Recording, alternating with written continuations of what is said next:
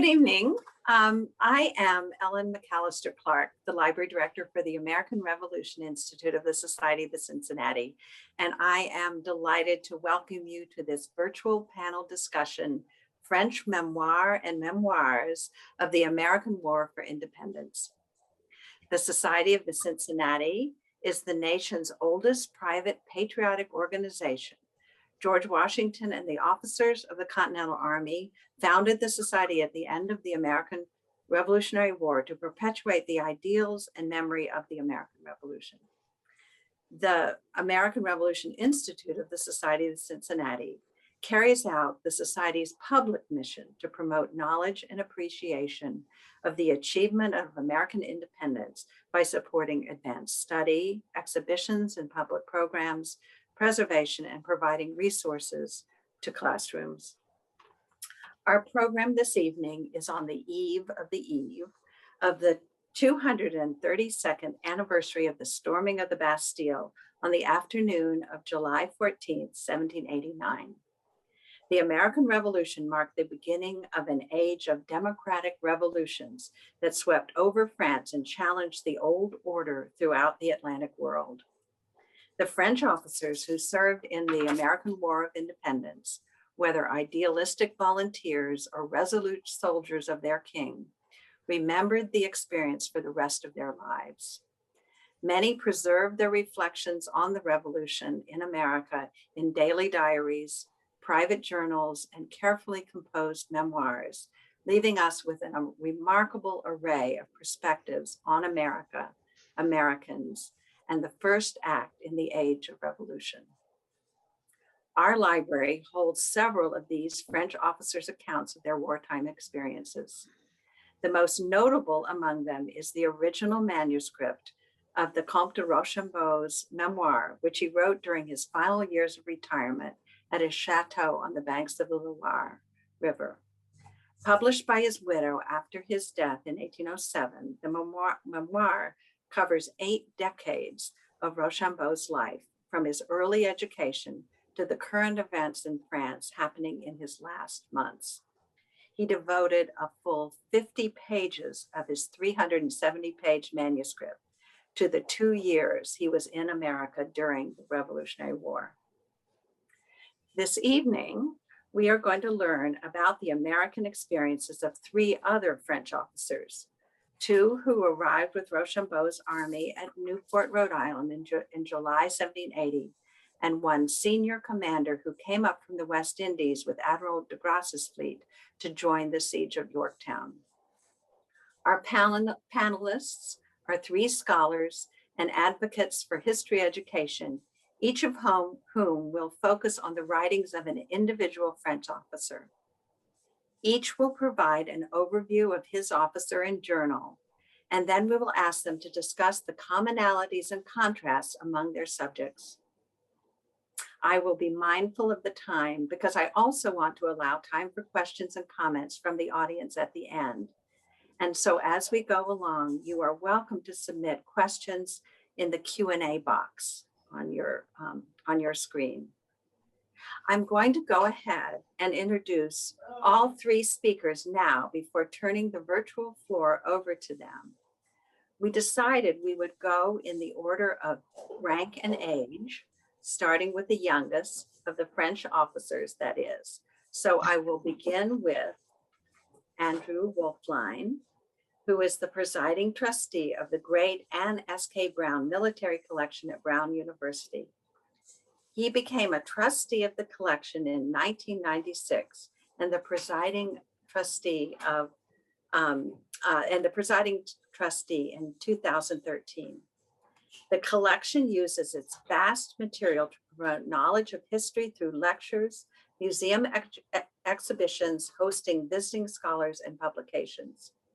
Andrew has worked with donors to solicit military art donations to the collection, has spoken at museum exhibitions, and he is the author of Herbert Noddle's German Armies in Color, published in 2007, featuring art from the collection that depicts German army units from the 17th to the 20th century.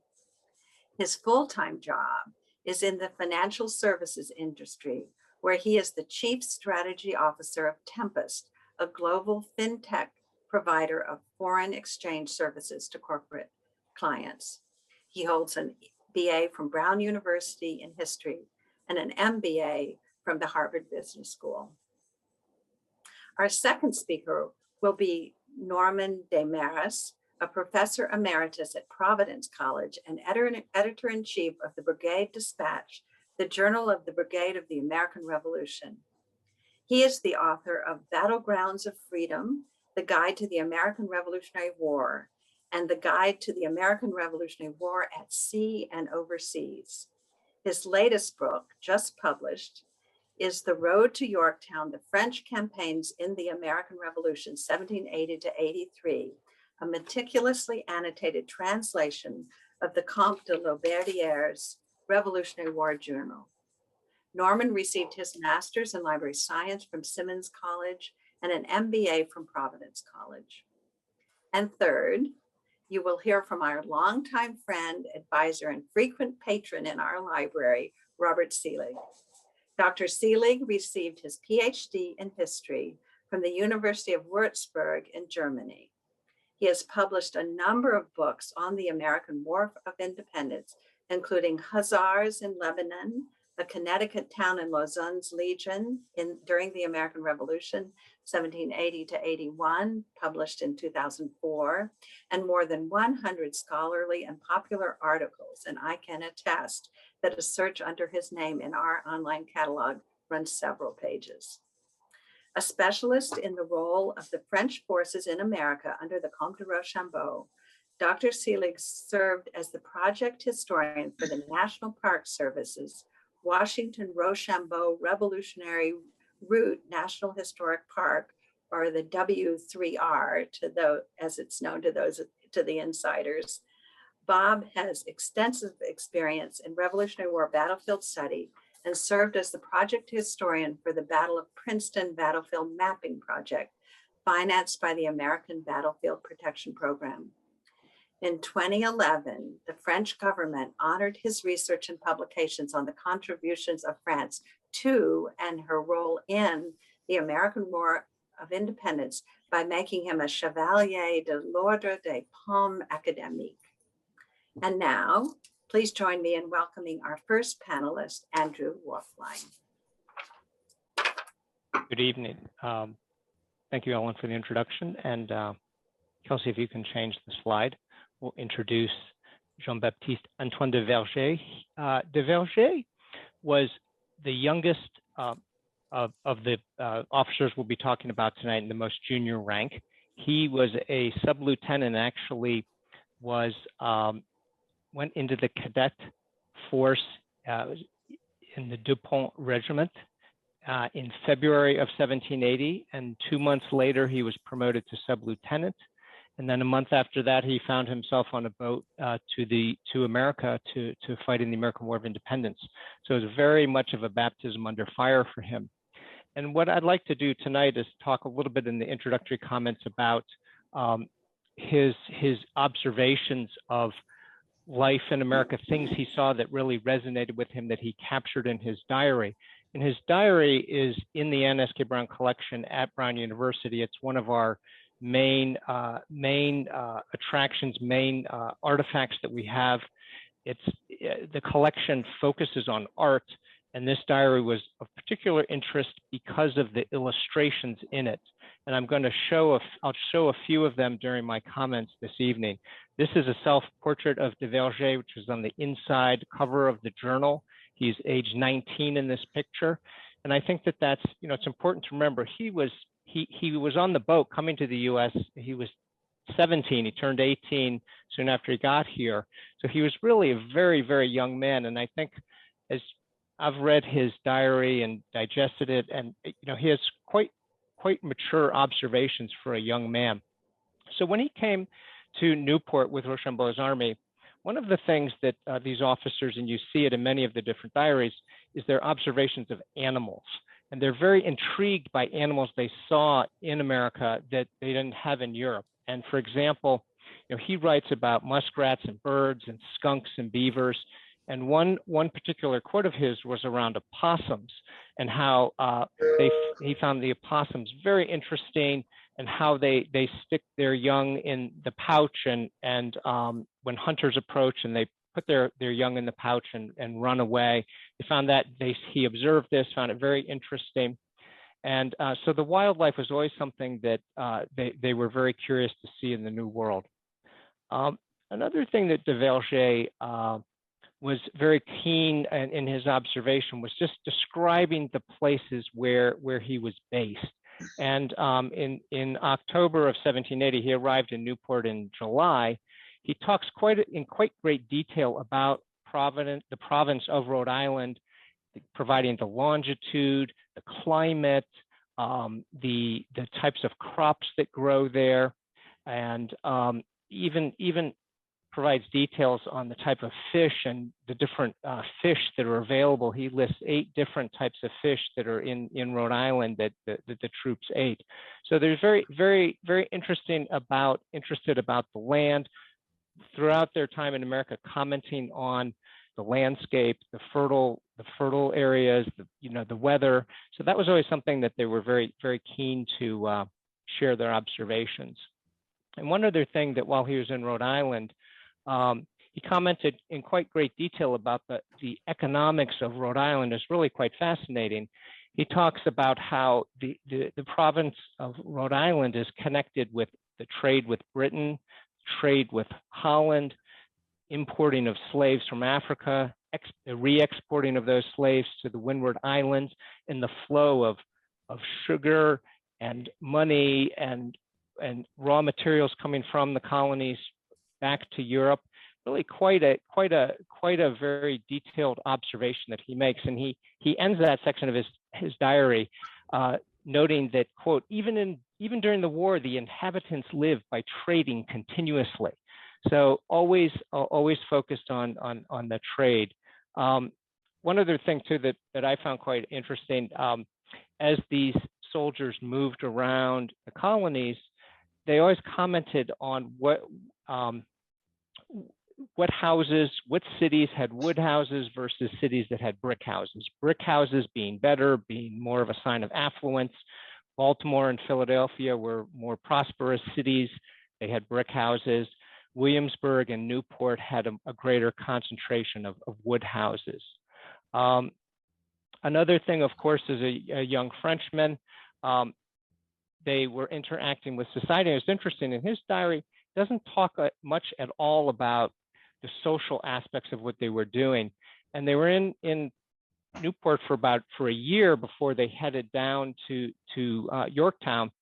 And all he said about that was last entry as they're shipping out of Newport. And he took a boat to Yorktown. A large part of the French army also marched, but he took a ship, and he notes that they left with regret, every soldier having, every officer having his private reasons. And this is very, very French, I guess. One can say in praise of the fair sex there in Newport that there are few places, or indeed none in the world, where the strain is so beautiful and so amiable.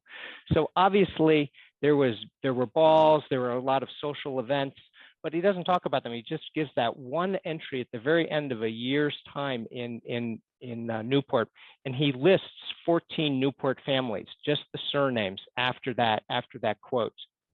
That was sort of interesting, their sort of interaction with the locals in that context. He also observed in Connecticut, when they were marching back from Yorktown, some of the social customs and some things, and several of the different officers talk about this idea, this social ability is called bundling, where a man who was interested in a young woman could express his affection, and then he'd have some leeway to move about in society more freely with her. And so they just thought that was just amazing. It wasn't something they had in France, and that's something they all comment on. So they're commenting on social customs of different, the difference that they're seeing here in America. So those are some of the things, the geography, the economics, the social, the social interaction with women to some degree, but they're very proper too. They're not getting into great detail there. So those are some of the high level observations. And if we can change the slide here. One of the things, and we wanted to talk this evening about what they thought of the locals. And the most important locals, of course, are the indigenous population, the Native Americans. And the diary is famous. You can see here an image of a Native American, and you can see his writing on the left, sort of, these are watercolors. And this made a real impression on him. Soon after arriving in Newport, the Four Nation Indians arrived. They're allied with the French. There was a lot of formality and ceremony. And the diary is sort of very historically relevant in this context because it's one of the few instances where we have detailed description of the Indians, the American Indians interacting with the French and the Americans, and the watercolors depicting the Indians that were there. And de Verger also describes the music, that the drum beating and the wood clacking that the American natives did while they were visiting in Newport. He refers to them as savages. That's the term he used. He was very impressed. He notes that they habitually oil their bodies and paint certain parts with rouge, red being their favorite color, slitting their earlobes, and putting things in their ears to make their ears hang down. They played with the epaulets on his uniform. He was really interacting with them. And if you change the slide, please, Kelsey. This is a second image of a Native American that he painted. You can see the rouge. The sword was given to them by Rochambeau. They were very pleased. They had clothing, swords, liquor. So they were very pleased to receive that. So that combination of the art with the very detailed description, he went into great detail about the ceremony where the Indians did mock combat and they screamed out and screeched. And so he really brought to life this interaction of the Indian Four Nations Conference in Newport with Rochambeau. So that was another thing that was quite interesting in the diary, and the most, our Native American indigenous population. So that was something he commented on in some detail. Kelsey, if you change the slide, please. One of the other famous images from the collection in the diary is this depiction of four soldiers, American soldiers from Yorktown, and it's interesting. This image is there are about 28,000 works of art in the collection at the ASKB collection at Brown, and this image is the one that is most frequently asked to be reproduced. About once a month, some organization, or the publisher or museum or article, asks to reproduce this image, and that's because on the left here, the soldier of the 1st Rhode Island Regiment is depicted as a Black soldier, and it's one of the earliest depictions of a Black soldier in a combat role, not in a support role, but in a direct combat role. And the 1st Rhode Island Regiment had a very distinguished fighting record during the American War of Independence. And actually, de Verger in his diary, he notes, he says, of all the corps of the American Army, the light infantry is the most praiseworthy. And these are light infantry you're seeing here. So he speaks very highly of the fighting capability of the light infantry. He says they're very war wise and they're well disciplined. The rifleman here, with perpendicular, with the tomahawk and the musket perpendicular, he is a very sort of typical depiction of sort of what we think today of that frontiersman. That he notes that the English suffered quite a lot from the American riflemen, some of whom are very expert marksmen with the carbine. And they never faced the enemy as a unit, but individually hiding from bush to bush until they brought their quarry within range and picked off the sentries. They rarely missed their mark, and they would run away as fast as their legs could carry them. So it speaks very complimentary of this sort of, guerrilla tactics of the riflemen. But if you change the slide, Chelsea, the Black soldier depicted these are a couple of examples of where they show up. So there's a book written by Robert Geek about the 1st Rhode Island Regiment and the images on the cover of the book. So a scholarly work on the history of that unit. And then on the right, just a simple Google search, the image shows up on something as basic as a Google search. So the image is showing up constantly. It's DAR has been used the image recently in an online exhibit they had about the American War of Independence. So it's been in many different places, and it's a piece of the revolution that is sort of not as commonly told as other aspects of the war. So this is as I noted, something that wasn't commonly talked about. So Mrs. Brown wanted to collect this particular diary because of these images, because of the historical significance of both the Native Americans as well as in particular the black soldier. If you could just change the slide, please, Kelsey. One of the other things, this is a picture of a small unit attack on a Tory fort on Long Island just about a month before they went to Yorktown. And it's interesting because it was sort of a botched raid. You can see the ships bringing the troops to shore. They marched up close to the fort. There's a small Tory fort there. There were about 50 soldiers in it. And de Verger talks about this. It's basically their surprise element was missing. They knew they were coming. They marched up. They were under fire. They thought they were going to attack. They were told not to. They retreated. On the retreat, there was a friendly fire incident. So it's just sort of happens in modern warfare as well as back then. This friendly fire incident, element of surprise lost, and so de Verger is depicting this all with these different units of the French units that were in this particular combat. There were about 200 French that fought against 50 loyalists. So it's sort of a small scale operation, but that was something he was directly involved in. He thought they're going to attack, but they didn't.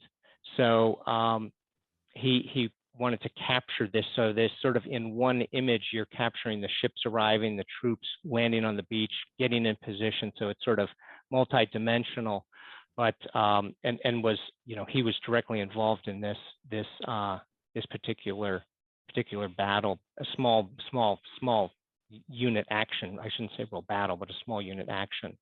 And one of the other thing, I'll just sort of end on my comments here, are the things that these diaries don't say, the things that they don't talk about, so we'll get into that more in our discussion, but throughout his whole journal, he doesn't talk at all about the enlisted men in his regiment. Just, you don't hear about corporals and privates and sergeants, nothing, not a single word about them.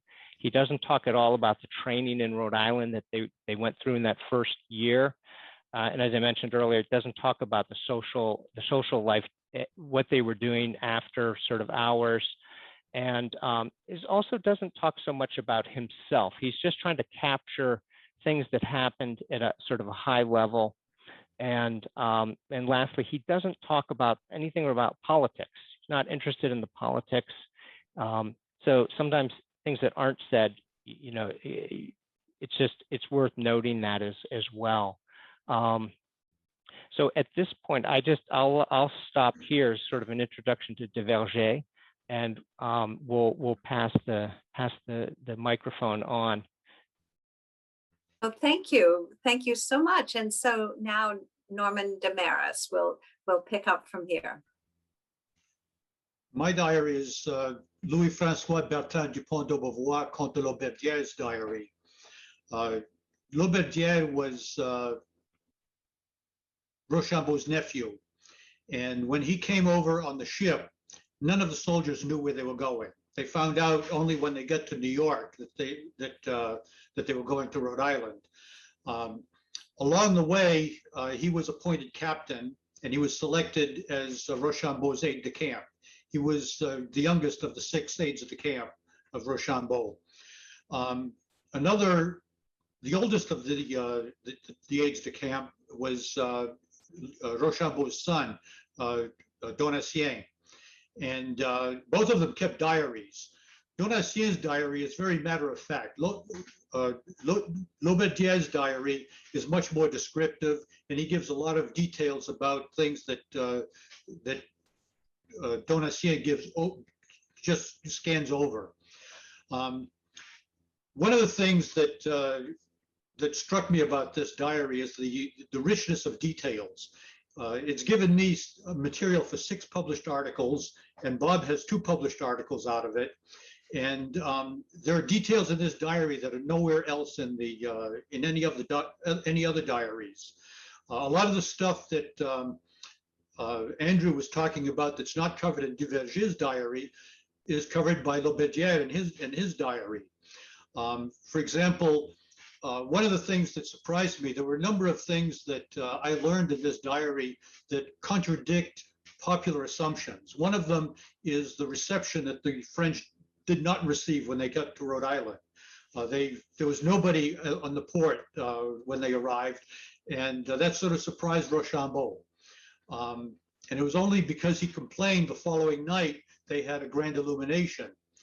And there were a number of reasons for that. One of them, the major reasons, was that the French were the enemy in the French-Indian War and in all the colonial wars, and the British portrayed them as dwarfs and monsters and in the meanest descriptions. And he talks about that in his diary.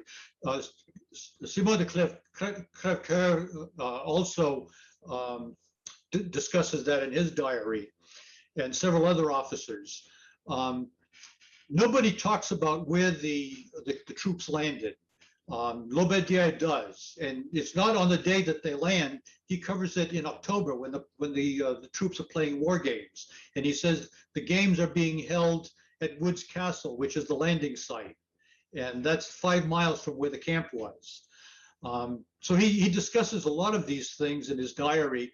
Other things that I learned about the French from this diary is where the first Catholic Mass was held and when, and also where the French hospital was in Newport. There were 3 hospitals, one in Providence, one at Papasquash Point in Bristol, Rhode Island, and another one in Newport. And he identifies where that hospital was. He goes on to talk about all the activities going on in the camp. The French spent a year in Newport, so he's got a lot of stuff to talk about in Newport. And being a Rhode Islander, I was particularly interested in what he had to say about all these things in Newport. So one of the things is that the camp was located in an apple orchard. And when the Native Americans came to visit, there was one group that came between August and September of 1780. Another one came a couple of months later. Because they arrived at harvest time, the Indians were very much surprised at all the apples that were still on the trees. Any other army would have devoured all of those apples. So he goes on to talk about that. And just as de Verger, he covers a lot about the Native Americans, their dance and their music and stuff.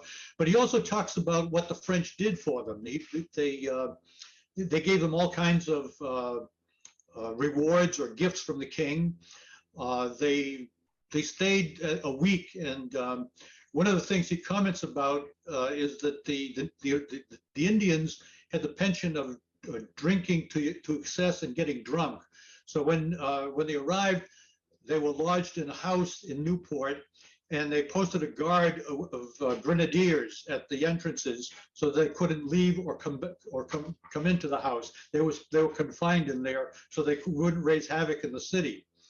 Other things that he talks about are during the month of October, the troops are pretty much bored. They've been there for a couple of months already, and there's nothing going on. So he talks about the activities they're doing, the entertainment that they have, and how Rochambeau built a pavilion or a house, a large hall for games and dances and so on.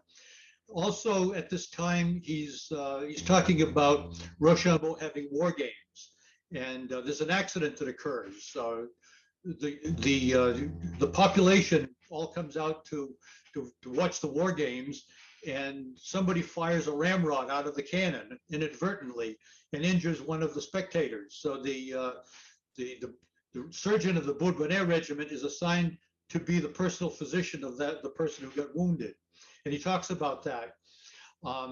He talks about other things. Well, when the troops went into winter quarters in private houses in November, there was not much activity throughout the winter. So he talks about things like the social life, the description of the city, the people, the different types of people, the religions, the buildings, and so on.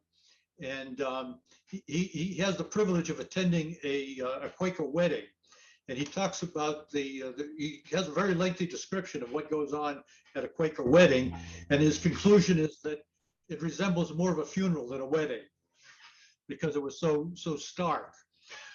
He also talks about very extensively about the march to Yorktown. Actually, they marched to New York first, and then he continued marching to Yorktown. His book is very extensive in its descriptions of the various locations, and he goes into very much detail. Unlike Donatien's diary that just lists the date, the camp, and the mileage, he goes into very much detail about what he saw along the way, what the route looks like, the difficulty of the roads, and so on, all the difficulties. And when they get to Philadelphia, he talks about the grand parade they have before the members of Congress and the reception they had in Philadelphia. And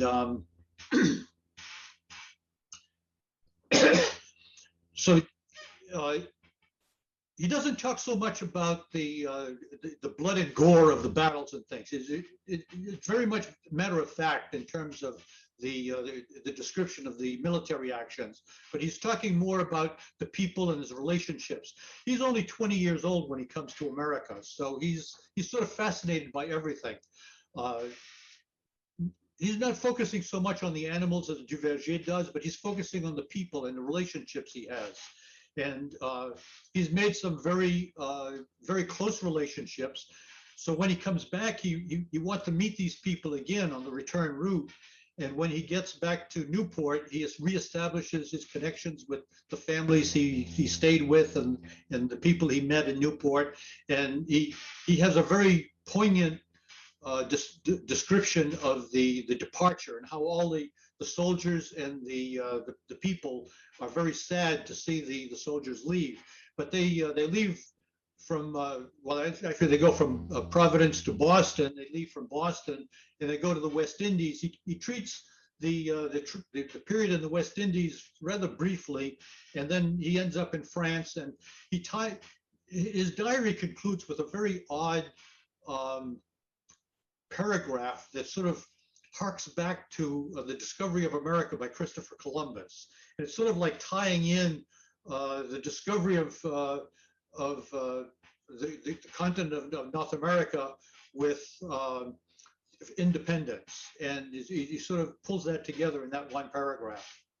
And that's basically. Oh, a couple of other things that I found very interesting in the diary is I knew that that Washington wanted to have bread ovens built in Chatham, New Jersey, decoy the British into thinking that they were going to stay there for a long enough time to lay siege to New York.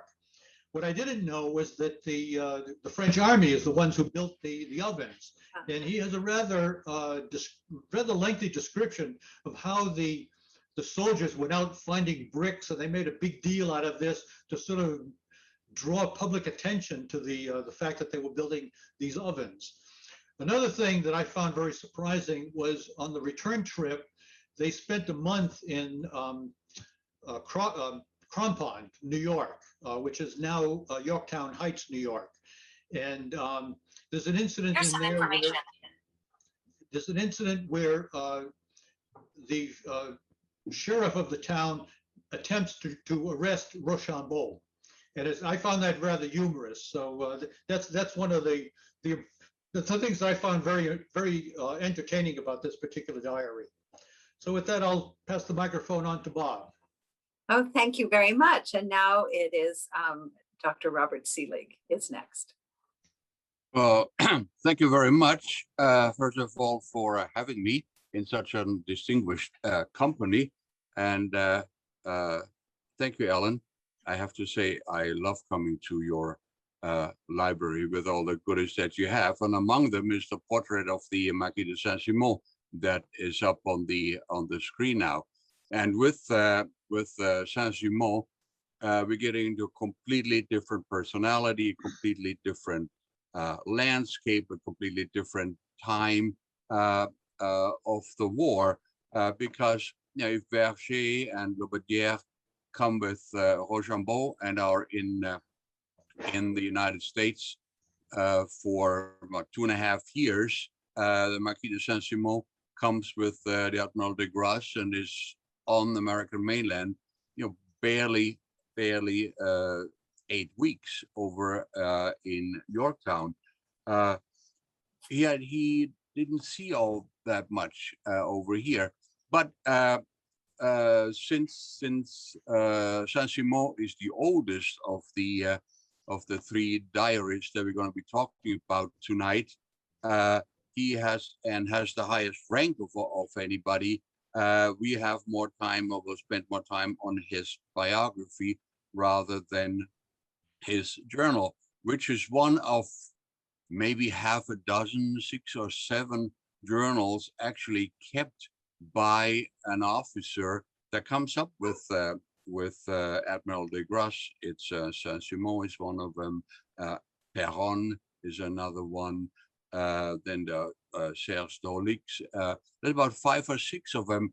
And interestingly enough, none of these journals is actually translated and published in English. If you look at Verger, if you look now at Lauberdière and any Baron Close, and they're all available in English, but none of the journals that were kept by soldiers, all officers, no enlisted men that I know of, none of them has ever been published and translated into English, and that includes Sissi. Sissi, if we can see the next slide, please, is born in March of 1743. So he's the youngest of the victors. De Grasse is born 1722, Rochambeau 1725, Washington 1730, and now we have Sesimo in 1743 in this chateau here, which was confiscated and sold as national property because he emigrates, and that already gives a little point out to what is going to happen after 1789. Yeah, as is customary for a young nobleman, he enters the École Militaire in Strasbourg at the age of 11, joins the regiment Auvergne as a lieutenant on his 13th birthday in March 1756. It took Verger, it was 18 already by the time he becomes a first lieutenant. By the age of 15 in 1758, is already chef de brigade of the guards of King Stanislaus Leszczynski of Poland, who is living in exile in France at the time. In other words, he is a man who comes from a totally, from a part of the noblesse des races who rises to very high and important positions, very young in age. By the age of 16, he is already a colonel, albeit without a regiment. And in 1771, at age 28, he does get his own regiment, the Poitou, which is one of the oldest regiments in the French army, created in 1616 already. In other words, he has his career is clearly laid out for him. He marries in 1773 the 16-year-old François Louise de Pange. In 1773, King Louis XV is a witness to the marriage contract there. Their son, they have a son that's born in 1774, but after 4 pregnancies, his wife dies at the age of 20 from complications of the birth of her 5th child, a daughter who survives. Sesimo never remarries, and his son, if we can again look forward in time a little bit, is actually killed in fighting the French Revolutionary armies when his son is 20 years old. In 1775, he's colonel of the regiment de Touraine, and then in April 1780, Sansimo is promoted to Maréchal de Camp. And can we see the next slide, please? Maréchal de Camp. In 1793, they become brigadier generals. That same year, 1780, his life takes a different turn, because it's in March of 1780 that Sansimo and his former regiment are sent to Martinique. So if I say that Sansimo is in the New World only briefly, that means what I'm talking about is on the American mainland. He is down in the West Indies, beginning in March of 1780. However, in his journal, he does not say a word about his whole time in the West Indies prior to his arrival in Yorktown off the coast of Virginia. If you look at the embarkation list, the next list slide, please. Here's the embarkation list. Here's his regiment, Touraine, and you see present 525, only 83 convalescents, so be down to 608. The total strength 726. This is the regiment with which he goes to the West Indies, and the Touraine is by far not the last, not the only French regiment that's sent to the West Indies in the late 1770s. There are 3 times as many French infantry regiments in the West Indies as what Rochambeau brings to Newport in 1780, because as somebody once said, in the West Indies they grow sugar, and in New England they grow stones and rocks. Now, Sesimo is then in the West Indies here until the spring, summer of 1780, for a relatively short time period, because in April of 1780, as we well know, on the 28th of April 1780, Admiral de Grace arrives off Martinique, and when he raises anchors again on the 4th, 5th of August with the 28th ships of the line, Sansimo is with his units is on board sailing to the West Indies. And if we can please see another slide, then here's the ship passenger list from Marine B4. And what you see here is, and this is something that's often forgotten, is that Admiral de Grace brings about 3,400 troops with him to the West Indies, to Virginia. this is where his journal, where Sensimo's journal begins with the embarkation, to for the New World. When I said this is some information that is very often forgotten, and that's the fact that if you look at the siege of Yorktown, not only does de Grasse's fleet defeat the Royal Navy in the Battle of the Capes on the 5th of September, 1781, de Grasse also brings 3,400 line troops with him to Virginia. And if we take the 800 troops that then will land over in Gloucester, we have 4,200, roughly 4,200 line troops that come with Saint-Simon.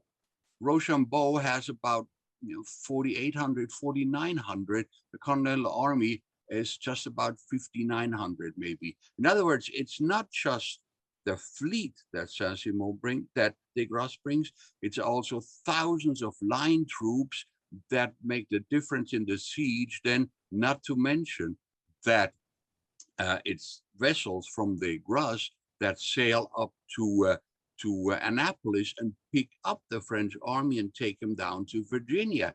They arrive in Virginia on the 28th of September. If they had to march all the way to Yorktown, the siege wouldn't have started before the 9th or 10th, 11th of October, a couple of weeks later.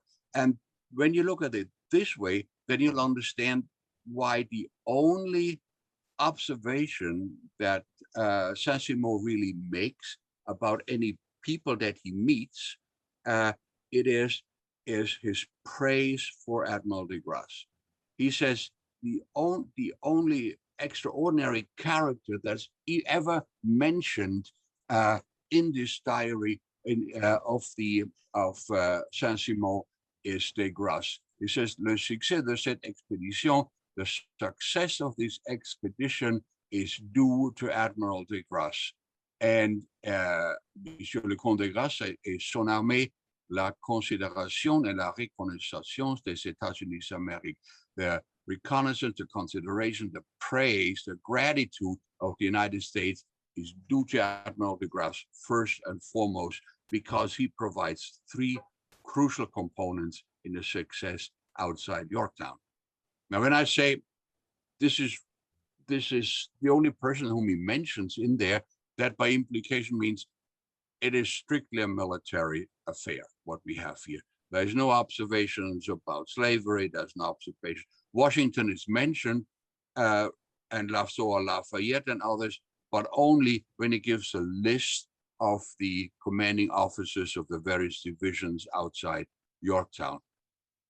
He has a letter of thank you from Washington in his journal that he copies, but that's about it. The same is true for Lafayette, because if we look at the next slide, please, Kelsey, there are journals of the campaign. This is actually in the Marine B4 files in the Library of Congress, another Journal de la Campagne of Saint-Simon that's in there.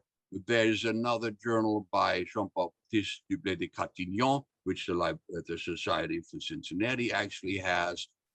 There's one by Perron that's published, Valentin de Mur on the Éveillé, Garde du Pavillon, and Paul de Serres in the Regiment d'Ivry. There's a handful of journals and diaries from these officers that come with de Grasse that includes Saint-Simon, but as I said, none of them are translated into English, and the Mur and Dolix are privately owned as it is. One more slide then, please, Kelsey, if I may. This is the first page of the Journal des Campagnes de l'Amérique, beginning on the 5th of July, 1781. The journal is still owned privately by Patrick de Saint-Simon, who was at the Society of Cincinnati a couple of years ago. He owns this journal, and if I say that that is not published. It's not quite true. The first part of this journal was published in French in, I think, 1932, but it ends with the letter by Washington and Sesimo's response expressing his gratitude. The part that's not published is the whole campaign in the West Indies after de Grasse sails down to the West Indies again. Brimstone Hill, for example, he is there. That's described, and the journal actually ends with the Battle of the Saints. This unfortunate event, if you're French, the very fortunate event if you're Admiral Rodney. That's really all I can say at this point about the journal of Sansimo.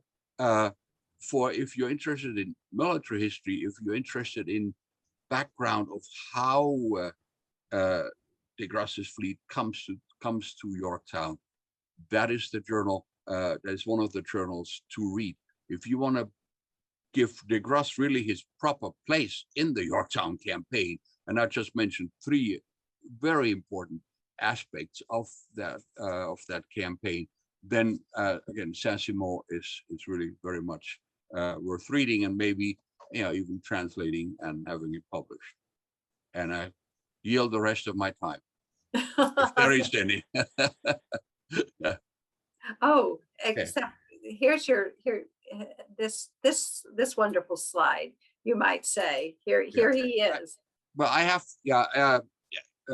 this was supposed to be going to be my last slide, because Kelsey, if you could please show that slide one more time, because Sansimo does have the honor of being on this famous Trumbull surrender painting. He's right here next to the Duc de Lauzon with his mustache.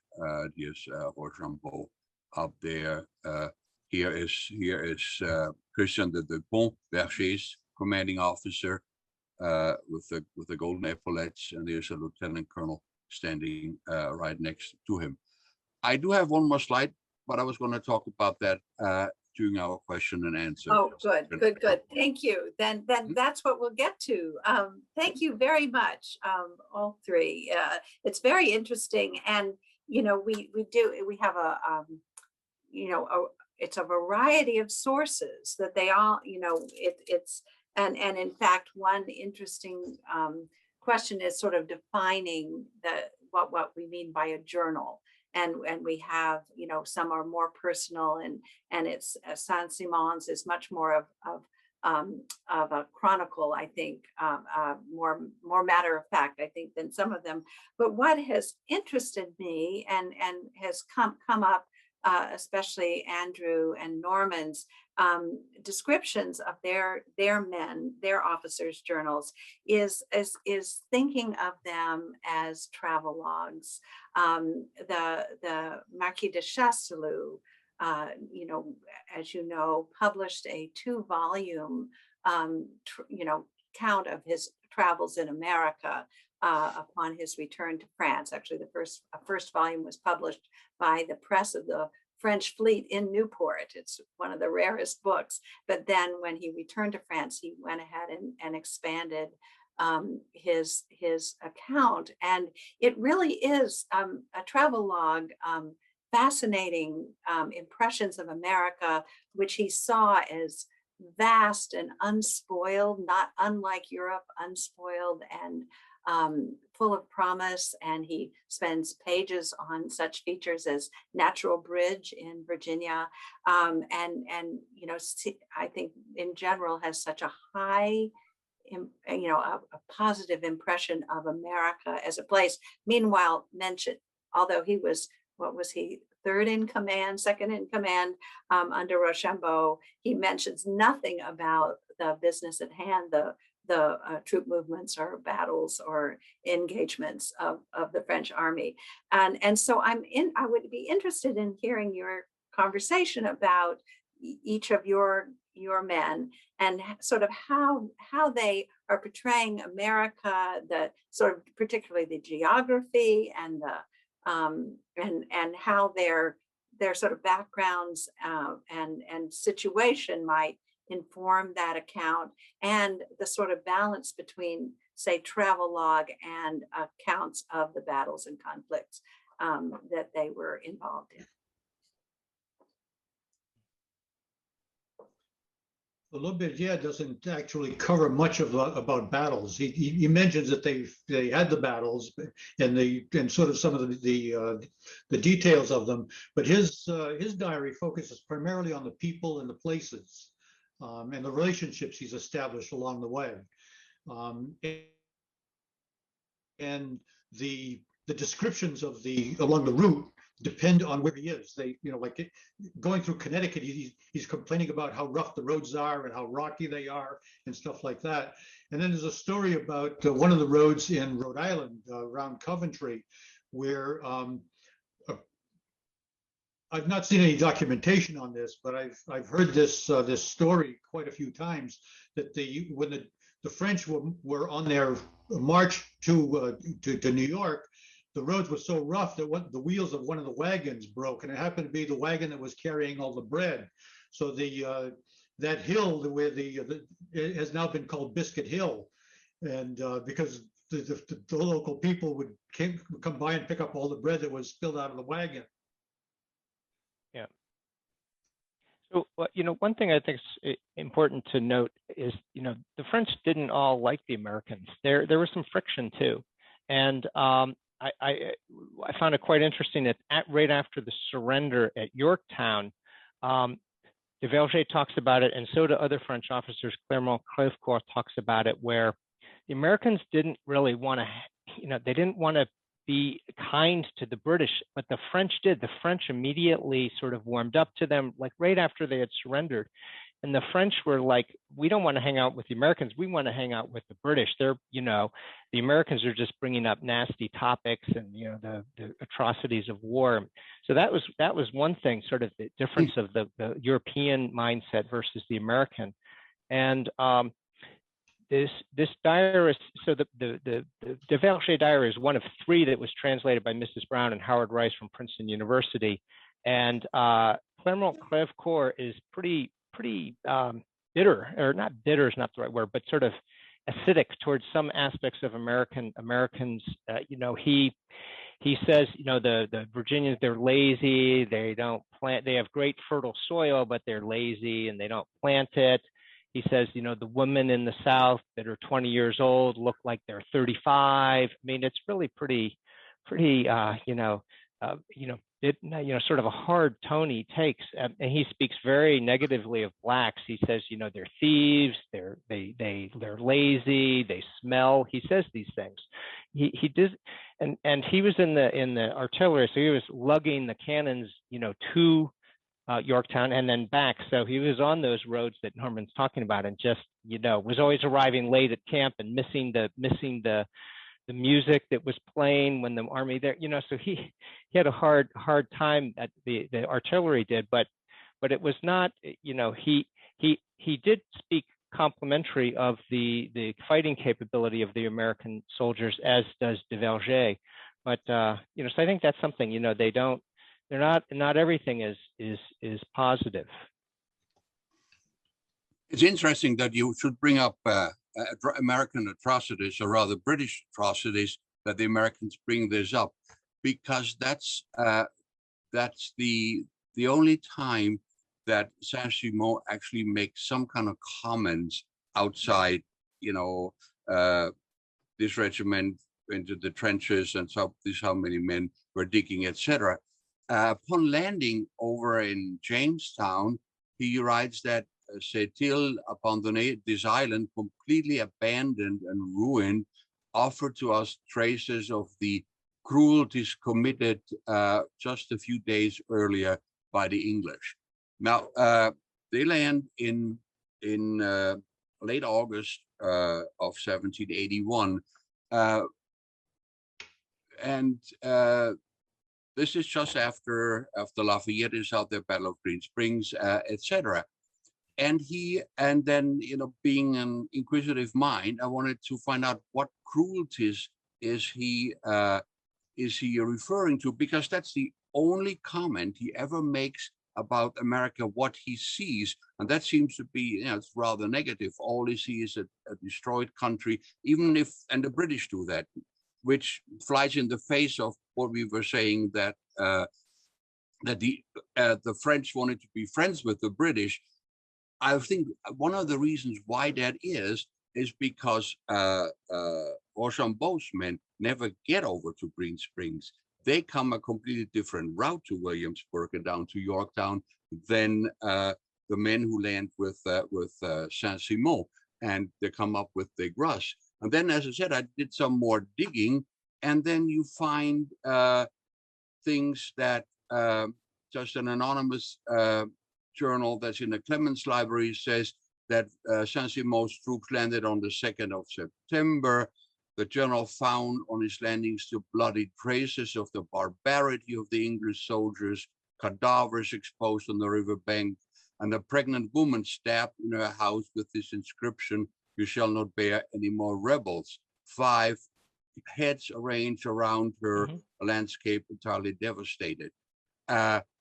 This is an account that I have found at least a dozen times, but only in journals and diaries kept by folks that come with De Grace. None of Rochambeau's officers ever write that.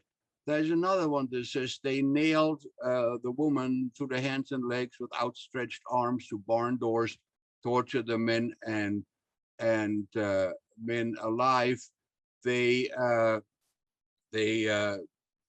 stabbed this pregnant woman, opened her 2 breasts, and beside her was written in her blood, "Tu ne mettras pas au jour une rebelle," you will not bear rebels anymore. And if Kelsey can please show us the last slide, then here's a letter by Avec de Maniac, which I received from him. And here he too, just go one back, please. And this is a letter that he's on board the Souverain on 20th October, and he too says they saw a quantity of cadavers there and barbarity, and you will not, tu n'enfanteras plus de rebelles, you won't bear rebels anymore. What I was wondering about this is, they all say they saw that, but I have never found this in any American source. If this were really true, wouldn't this make a great propaganda piece for British atrocities? But on the other hand, you know, you have it. I have about a dozen of these accounts. This is a letter that Avec de Maniac sends to his mother. Why would he lie to her? Why would he make things up? And yet he's only in a very small group about, and not even De Grace's officers that are over in Gloucester. It's just these that land over in Yorktown. De Verger writes about it. Oh, does he? I should have checked that then. Yeah, he does. He said he saw it. He saw that writing of the woman who was killed, the pregnant woman. Yeah. That was a response to the killing of Joshua Huddy, which happened after the signing of or actually after the agreement of the surrender of Yorktown. One of the stipulations of the surrender was that there would be no reprisals, and Joshua Huddy was killed, and this was a reprisal against the killing of Joshua Huddy. Yeah, you know, that's an interesting story, because Cliffcore writes about that when he's passing through Philadelphia, because it was quite an interesting story. So the loyalist captain, Richard Lippincott, killed Joshua Huddy, and Washington was so enraged that he took a captain who was a British captain, Captain Asgill, who was captured at Yorktown, and told the British they had to hand over the loyalist captain who committed this atrocity, and if they didn't, they were going to execute this British officer. But the articles of capitulation wouldn't allow reprisals. But it was quite an international affair that the King of France asked his ministers to write a letter to Congress to pardon Captain Asgill, and he was eventually pardoned. But it took weeks and weeks for this communication to go back and forth. And it was interesting to me. You talk about, Ellen's asking about a travel log, and Clermont-Crèvecoeur is passing through Philadelphia, and that's what he writes about. He writes about that atrocity of Captain Huddy and the British, and it was quite an escapade, and Washington was directly involved. But when de Verger passes through Philadelphia, he doesn't write. He was there just the day before. He doesn't write about that at all in his journal. What he writes about is a rumored prison break. There were 1,500 British in the prison in Philadelphia who were going to get out, and they were going to capture Rochambeau and capture Washington, take them to New York. And the plot was only discovered by a drunken British soldier who sort of spilled the story to a woman in a bar. So it's interesting. Two people passing through the same city within one day write about two totally different things as they're moving back north after Yorktown. So I thought that was quite interesting. Their observations are quite different, or what was of note to them at that time. Lauberdière covers it in a couple of pages in his diary. Yeah, that's interesting. Yeah, but can we go back to that story with the pregnant woman, etc.? De Grace's officers see that in late August. Verger is there more than a month later when he might have seen that. Yeah. Surely they must have buried this woman at some point. Oh, she didn't see the woman. He saw the letter they left, and he even writes, "I saw it. I saw it." Yeah. Yeah. Yeah. Yeah. It still surprises me that it's nowhere. Certainly, I didn't see it in an American source anywhere. Yeah. Right. So, one of the things I found interesting about de Verger's diary as a young man was he loved a story that had some interesting angle to it, and he describes this one that actually was confirmed by a captain in the Dupont regiment as well, where there's a storm and a French ship had some local pilots come on board, and they were navigating the storm, but the ship wrecked. There was a disaster, and the captain of the ship was so enraged that he had the two pilots shackled and thrown into the ocean during this storm. And it is confirmed by another diary, Captain Van Classen. So it's, sometimes you can get it confirmed from one diary to another. They confirm each other. Other times it's not confirmed. But he also had a story about when, and this, Robert, you may know if this one is confirmed or not, or Norman, I'm not really sure, but when de Grace arrived with the Navy in the Chesapeake, apparently a British ship sailed right into the French Navy, and the officers of the British ship got onto the flagship of Rochambeau's ship, not realizing it was Rochambeau and de Grace and Washington who were all there. I don't know if that actually happened, but he writes about it as if it happened. So de Verger would have heard that. It sounded interesting. It might have been totally exaggerated, but it made for a good story, right? That this British captain gets on the ship thinking he's going to see a French admiral and a British admiral, and who does he see? He sees Rochambeau, de Grace, and Washington. It makes quite a story.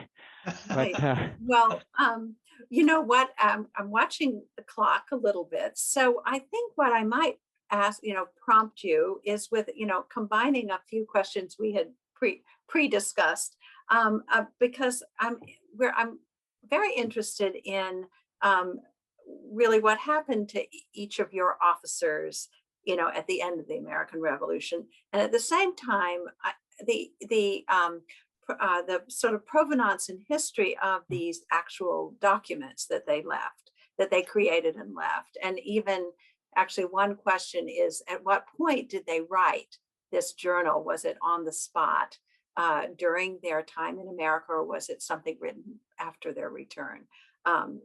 when after they had returned home. So if you could talk a little bit about that to sort of wrap up this portion about, you know, sort of after the war, both man and journal, what happened? Sure.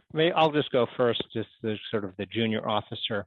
So de Verger's diary, he started it after Yorktown. So he was in America for more than a year, like 15, 16 months.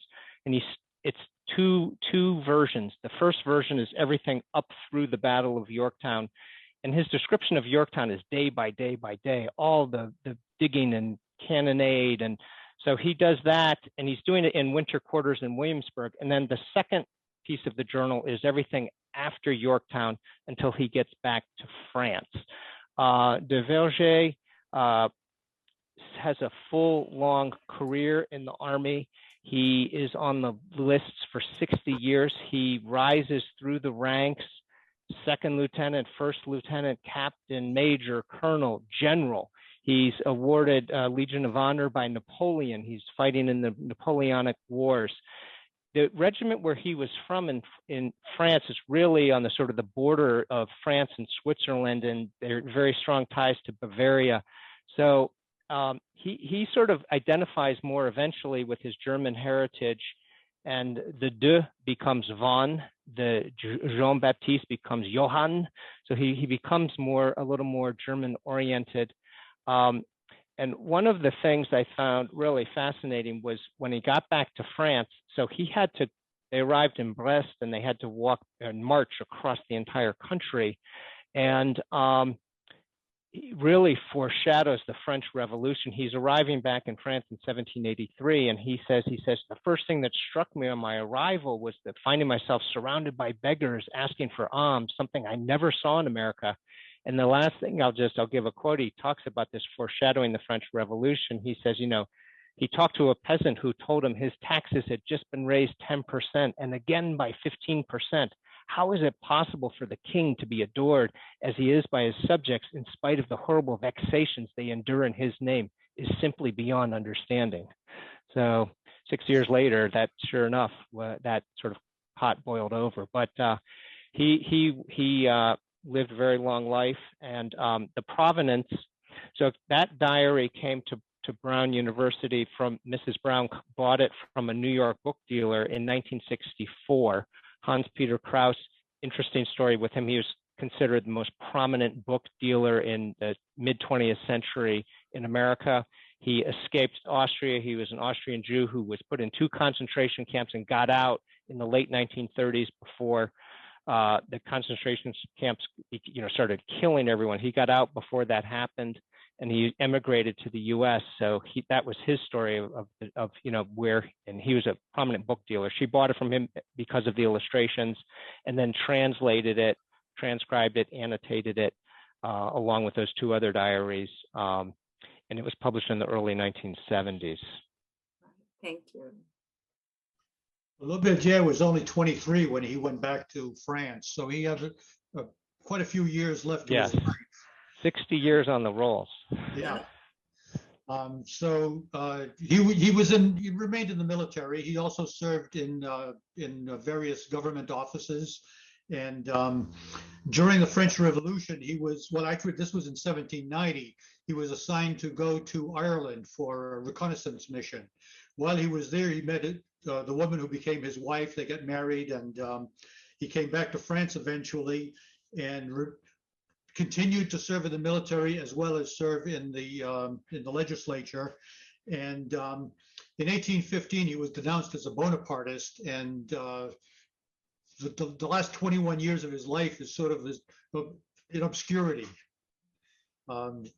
So we don't have any information about what happened in those last 21 years. Yeah, and if I'm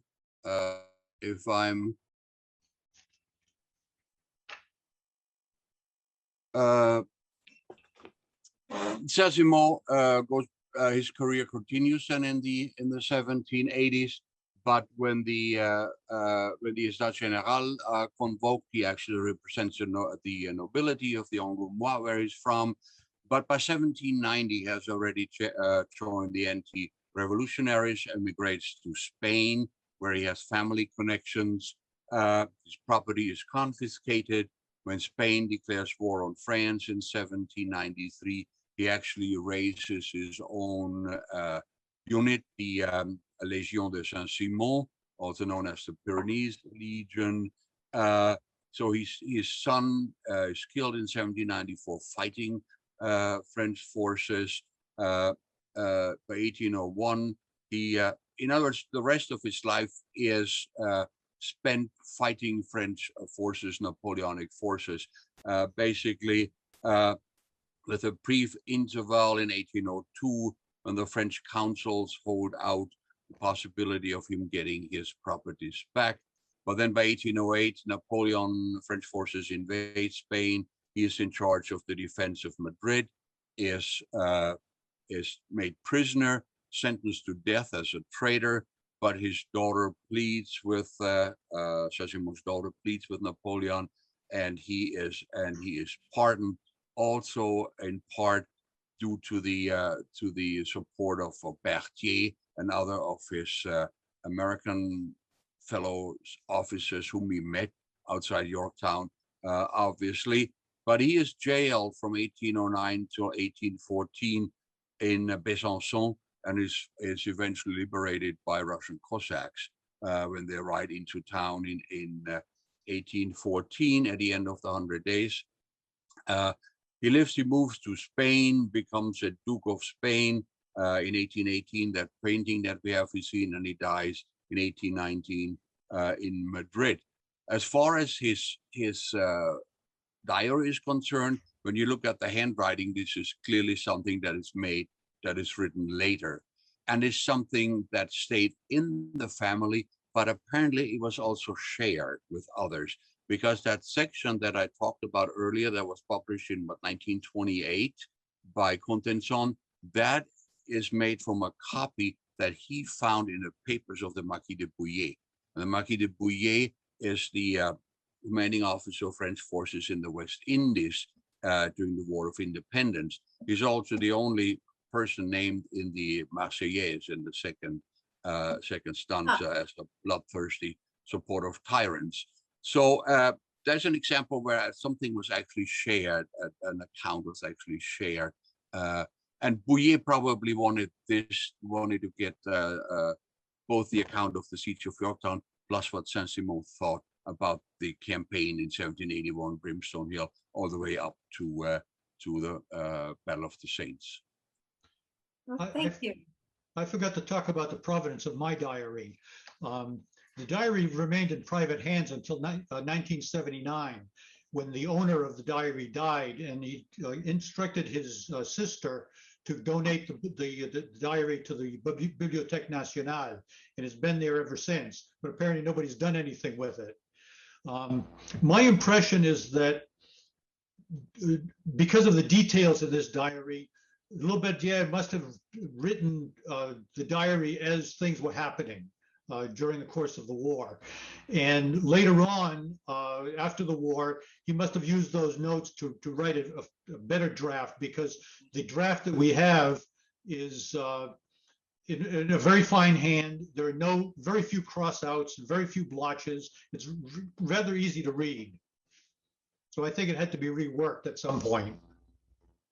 That's interesting. Yeah, and Sesimo's journal is still owned by the descendants, by Patrick de Sesimo. They still have the original. One other thing I'll just mention, in the three diaries that were translated by Mrs. Brown includes a diary by Berthier, and I just mentioned to the audience, he eventually became a field marshal with Napoleon and was his chief of staff, right? He was like Napoleon's right-hand man, and his diary is very interesting too, and his experience. But that's Berthier is sort of one of the most highly, profile ones after the American War of Independence. If you ever go to Bamberg, to the chateau there of the Prince Bishop, they will show you the scratch marks where the Germans threw him out of the window, Berthier, because that's how he died. At least that's the story that the guide will tell you. Mm-hmm. One of the things I learned when I was writing Washington's Engineer, the biography of Louis du Portail, is that Congress passed a resolution on February 3rd, 1777. It was just 1778. It was 3 days before France signed the Treaty of Alliance. And the resolution required all officers serving in the Continental Army to swear allegiance to Congress and America. They accepted the French officers because France had not formally, officially joined the war at that point, but they delayed, they let them sign at a later time. Well, when they signed that document, ipso facto, they became American citizens. So a lot of them came to America during the French Revolution because they were now American citizens and they were welcomed back. And that's what happened to du Portail. He came in, the building that was his headquarters at Valley Forge became his residence when he returned. Yeah. Well, thank you, you all. And what I'd like to do in the last 10 minutes is just open this up to take, we have received several questions from the audience, and my colleague Kelsey is going to help me sort of sort through them with her technical prowess. But I think what I'd like to start out with, and it's going back to a comment that Andrew made about de Verger's impressions of African American, of Blacks that he encountered. But I'd be really interested about their all three, if they are recording their impressions of, you know, Blacks in America, but particularly the institution of slavery, and if that comes up in these three journals. So in de Verger's, it doesn't in America, but it's interesting. Once they leave Boston in early 1783, they go down to the Windward Islands, and he has some very descriptive texts about the slavery there and whippings and scalding the skin of slaves with acid to put their names on their chest. Very, very descriptive there. That was really, very powerful, but not so much in America. And that Black soldier, the image I showed, he didn't write anything about it like, oh, these guys did great, or he said nothing one way or the other. The history of that unit's very positive, but he in particular didn't mention anything about them. And there were slaves in that regiment, and they got their freedom at the end of the war, but de Verger doesn't write about that. Interesting. I don't think any of them talk about slavery as such, because it was a normal part of living. All the officers had their servants. The slaves were the servants for the Americans. So it was no big deal. It was part of the economy and daily life. So it wasn't something that struck out at them, and it was noteworthy to write in their diary. One of the things about the Newport is it was one of the largest slaving ports in America. And in the 1774 census, 10% of the population was Black or mulatto. When the population of Newport would decrease by half during the war, those slaves and Blacks remained behind. So that probably became 20% of the population in Newport at the time.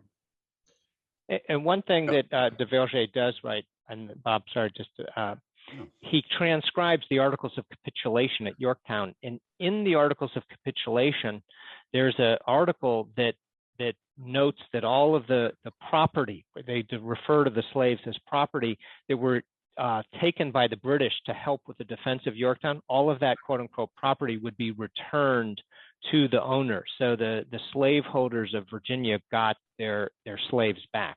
So it was, the bondage of the slaves was ensured or continued to be, protected in that Article of Capitulation. Yeah, Sesimo doesn't say anything about anybody as we know, but talking about Newport as the center of the slave trade, in March 1780, We have this 1781. There's this campaign down to Virginia in an attempt to capture Arnold. Well, on the way back, the French fleet picks up runaway slaves who mistake the French vessels for Royal Navy vessels. They take them up to Newport and sell them. And that's where Rochambeau buys himself a slave, actually. And a number of French officers purchase slaves. Clausen has a free black man that he takes with him. And they purchase the slaves, even though they know that once they set foot on French soil, they're free. There's no slavery in France. And the same is true down in Virginia. Perron, for example, describes that over in Gloucester, the owners having fled, there are slaves, blacks there, and they spirit them away onto de Grasse's vessels and sell them in the West Indies. They make money, in other words, in clearly illegal slave trade, whether we like this or not. But that's, that's simply a matter of fact. At the time, nobody's complaining. The cost, there's a number of French officers. The cost as a black slave. On the other hand, there are slaves. They're running away to join Rochambeau's army. There, if you look some newspaper ads in Virginia newspapers, saying a slave is running away to join French forces in the hope to gain freedom and go to France with French forces. So it's a very very complicated relationship and picture that emerges here. So, Thank but you. I don't. Yeah. No. But I don't think, Andrew, real quick, this picture that you showed, the most famous picture from Verger with the black soldier and the etc. Verger probably didn't notice it, but what he showed here was an image of American society at the time. Right. You got white and black. You got French speaking from the Canadian regiment and English speaking. You've got Catholics from Canada. You've got Protestants, etc. Right. You got the riflemen from the frontier, as well as people in artillery. You have to have some kind of education, etc. I mean, he shows a picture clearly of the United States at its birth. And I think when he did that picture, those four characters stood out to him right after that battle at Yorktown. Those were the ones that stuck in his mind. So he captured that very well. Yeah, I think so too. Thank you. We have a actually an interesting comment. I think we're closing in on our time. I'm sorry, and I apologize to the. We've had several interesting questions come in, but John Sinks has asked if Lauberdière is wearing a Cincinnati eagle in the portrait that was shown on the screen. He said I can see Sansimo's eagle in that portrait. And we're all three members of the Cincinnati. And so that might end up being our last question. I saw no reference that Lauberdière was a member of the Cincinnati, unfortunately. Oh, so I do think, yes, he wears the eagle, though. He has the medal on his lapel. Sorry, he does have an eagle. And I actually, if Kelsey wanted to jump in, because I'm a little rusty on this, but when the portrait that was shown on the screen is from the Society of the Cincinnati's collection. Okay. And when it was acquired, it had actually a different identity. And we knew, and he is wearing an eagle, and it was the identity of another original member. And when they did conservation and took the back off, they uncut. There was an inscription. Actually, this was done while he was in Ireland, as Norman mentioned, in his post-war. So you can see the little eagle right on his lapel with its blue and white ribbon there. And so he was, I think it may be, there's a special category that Louis XVI in the 1790s sort of swept in a group of officers who had not attained quite sufficient rank to qualify for society membership in 1783, but then had risen in rank and they were admitted. And I think he might be as part of that category. Sorry, I'm a little rusty, but Sesimo and Verger is the one. Yeah, Sesimo is obviously a member of the society, as you well know. Yes, and much honored by much honored, you know, by the United States and also by the society. Yeah. And